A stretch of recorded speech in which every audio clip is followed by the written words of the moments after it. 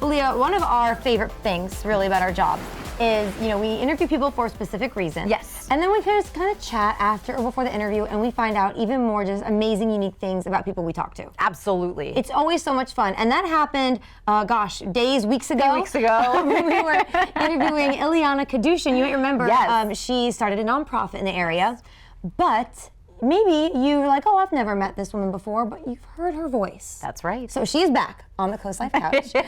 Thank you for being here. We're so happy to have you. Thank you for having me back.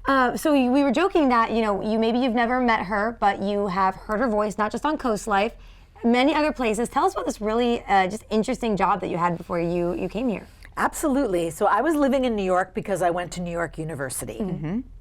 And I was, as many young people in New York are doing, was actor, singer, running around, going to auditions and things that my agent was sending me out on. And I never really thought about the idea of a voiceover career. Mm-hmm. I went to an audition, just for like a general audition with an agent, and the woman that I met with was like, you have a really cool voice. Have you ever thought of doing voiceover? And I was like, what does that mean? Mm-hmm. And I was educated, that means like commercials, like when you turn on the television and you hear the voice that's selling you the product. Mm-hmm. But it also means promos, like when you're on different cable channels and you're hearing voices that are telling you what's coming up on this channel or this network or this episode. I was sent for an audition to be the voice for Nickelodeon, which I'm sure many of your viewers, if they themselves weren't Nickelodeon fans, their children probably watched Nick Jr. They were probably like, do we have to hear Nick Jr. one more time? I play too. Right. So I was actually cast as the voice of Nick Jr. And what that means is like the promo voice, the one of the voices of the brand of the channel. And I think that I was cast as that because even more so back then, I was an adult who sounded youthful, who sounded enthusiastic, who sounded like, like I still had my childlike sensibility, a sense of play.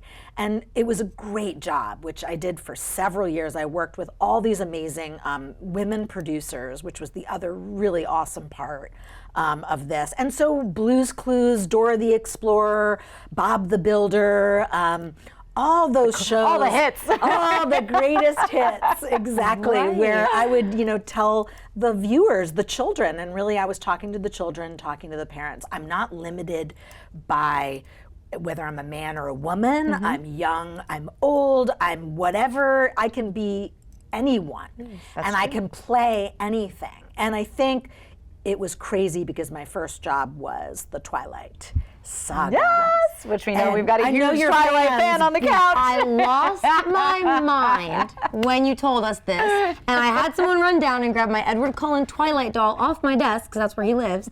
Because you were literally the voice of Twilight. I was cast, I was brought in to audition for a book. I'd never done an audiobook. Wow.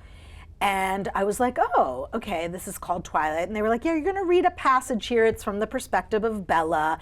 And it's the scene at the Forks High School where she's in the parking lot and Edward stops the car, stops the truck, right? I'm sure everyone that knows this is like, that scene. That's the part. That's when she and finds I out. read it and I was like, oh. And again, interestingly, like Nickelodeon, to play a young woman, to play Bella, and to capture her vulnerability, her innocence, her yearning. This quickly projected me. I did the entire series. I met the author, Stephanie. I went to Comic-Cons. I was flown out to Forks, Washington to the Twilight fan symposium, which is kind of like what they do for Harry Potter, but for Twilight. Yep. I did a reading and a signing, but I said, why do you like this book? What is it? It was mothers and daughters, right? There were adults and kids, and people were like, I don't know, maybe it's the old-fashionedness of it.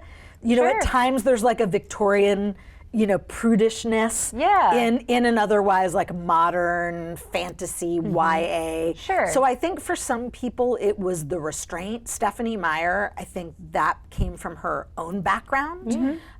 Being raised as a Mormon, being a mother and a housewife to several children, not really having any experience at the time in entertainment. She writes this book, and this projects her, into like the stratosphere yeah. of a phenomenon. So I think there's an innocence that people really liked. I think so too. And we have a couple more questions for you, if that's okay. I know we're running out of time, but I have to ask her if she's Team Edward or Team Jacob. So stick with us for just a quick second, and we're gonna have more with her when we get back.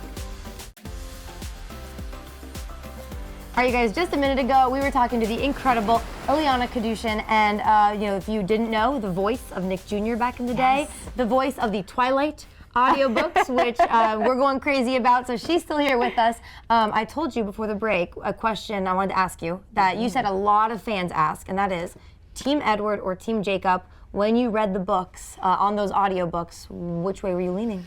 I mean, this is the question. Yeah, this is the question I was asked at fan symposiums, at Comic-Cons, at Barnes & Noble events, and I would very often play Switzerland. I would be completely neutral, which was very disappointing to people. Sure. I'll say now because enough time has passed and no one's going to be like at the door with pitchforks. What? I have to say, Edward was so difficult for me to play because I feel that I have a very feminine voice, and so for me, I was most insecure about playing him. But I'll say a funny little side note is that I got fan letters around the globe from people all over the world, and the ones that would crack me up were people that would actually say, "I love how you played Edward," and it really made me happy. They said that you really captured who he was inside. But I will say, all that aside, I probably like Jacob more. I think his whole rough and tumble werewolf thing, what he represented to Bella, there was something about his tribe, his community. A healthy choice, some might say. He is 100+ years old. Yeah, there was something very complicated, I guess, about Edward and Bella, but I never admitted any of that.